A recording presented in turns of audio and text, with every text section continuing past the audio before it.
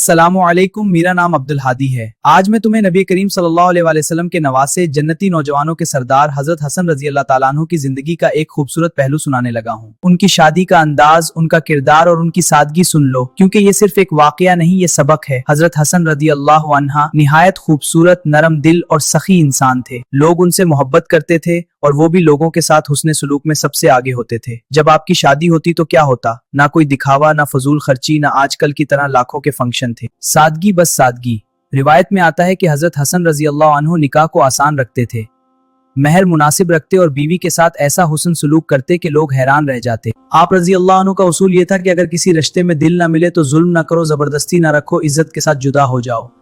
यही वजह है कि आपकी जिंदगी में कई निकाह हुए, लेकिन हर बार इज्जत, हर बार अदब, हर बार इंसाफ। कोई लड़ाई नहीं, कोई बेइज्जती नहीं। सोचो आज हम क्या कर रहे हैं?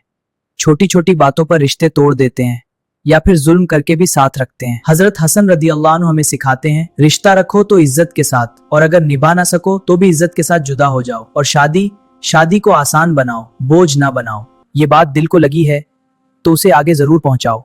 हो सकता है किसी की जिंदगी बदल जाए। अल्लाह हमें अमल की तौफीक अता फरमाए, आमीन।